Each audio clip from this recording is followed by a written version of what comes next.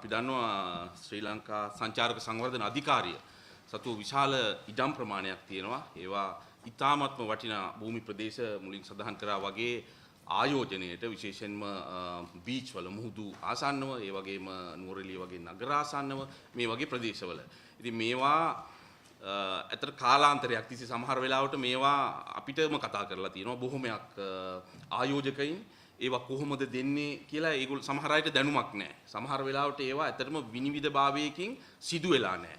මෙන්න මේ වගේ විවිධ කාරණා ගණනාවක් හේතු කරගෙන තමයි අපි කල්පනා කරේ අපේ ශ්‍රී ලංකා සංචාරක සංවර්ධන අධිකාරිය සතුව දැනට ආයෝජකයින්ට ලබා දී හැකි තත්ත්වයේ ඒ මොකද මම එහෙම සඳහන් කරන්නේ සමහර ඉඩම් ඇත්තටම තම 100%ක්ම නිරවුල් වෙලා නැති ඉඩම් තියෙනවා. ඒ වගේම යම් යම් නීති කටයුතු සිද්ධ වෙන ඉඩම් තියෙනවා. ඒවා හැරුණකොට අපිට දැනට ආයෝජකයින්ට ලබා දිය හැකි විවෘත කළ හැකි ව්‍යාපෘති වාර්තා සඳහා සලකා බැලිය හැකි ඉඩම් පිළිබඳව මහ ජනතාව ප්‍රජාව විශේෂයෙන්ම ආයෝජන සඳහා සූදානම් ඉන්න ප්‍රජාව දැනුවත් කිරීමට තමයි මේ මාධ්‍ය සාකච්ඡාව පැවැත්වුවේ. ඉතින් විශේෂයෙන් මම සඳහන් කරන්න අවශ්‍යයි ශ්‍රී ලංකා සංචාරක සංවර්ධන අධිකාරියේ අපේ ආයෝජන සම්බන්ධතා අංශය තමයි මේ කටයුත්ත සම්බන්ධීකරණය කරන්නේ. ඒ අංශය හරහා තමයි ව්‍යාපෘති වාර්තා සහ මේ සම්පූර්ණ වැඩසටහන ක්‍රියාත්මක වෙන්නේ. අපි ආයෝජිකාවට පස්සේ සම්බන්ධීකරණය ඒ වගේම ඒ හා බැඳුණු අනෙකුත් ආයතන එක්ක සම්බන්ධීකරණය කරන මේ සියලුම වැඩ කටයුතු සිද්ධ වෙන්නේ අපේ ආයෝජන සම්බන්ධතා අංශයෙන්. ඉතින් නිලධාරි මහතුරුත් මෙතන ඉන්නවා සභාපතිතුමා.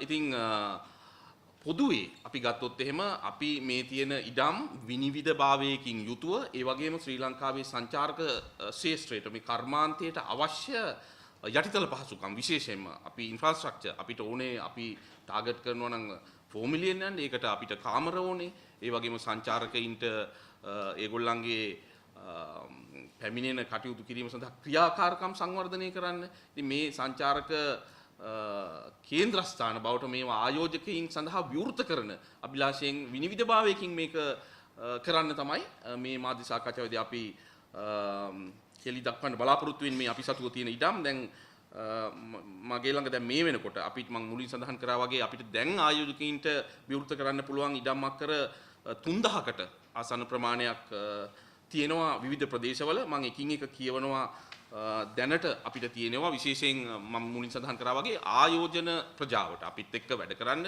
ආයෝජනයට බලාපොරොත්තු වෙන අයට මේ ඉඩම් වල ආයෝජනය කරන්න අවස්ථාව තියෙනවා අනාගතයේදී. පළවෙනි එක තමයි බෙන්තොට නැෂනල් හොලිඩේ රිසෝර්ට් zone එකේ අක්කර 24ක් තියෙනවා. ඒ zone එකේ ශ්‍රී ලංකා සංචාරක සංවර්ධන අධිකාරිය සතුව නිරවුල් කරගත්ත. ඒ වගේම කුච්චුවේලි බීච් රිසෝර්ට් zone අක්කර 74ක් තියෙනවා. ඊළඟට Kalpitiya island resort zone 2 large islands දූපත් විශාල දූපත් දෙකක්.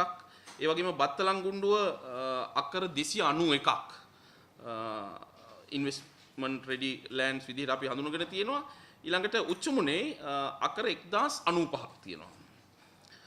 ඊළඟට ගත්තොත් එහෙම පාසිකුඩා නැෂනල් හොලිඩේ රිසෝර්ට් මෙතන බීච් එකත් එක්ක තියෙන ඉතාමත්ම ප්‍රීමියම් ලෑන්ඩ්ස් අක්කර 6.5ක් පාසිකුඩාවල ආයෝජනය සඳහා විවෘතව තිබෙනවා. ඊළඟට ගත්තොත් දෙද්දුව ලේක් රිසෝර්ට් ඒරියා මෙතනත් සංචාරක ශාස්ත්‍රයේ අපි විශාල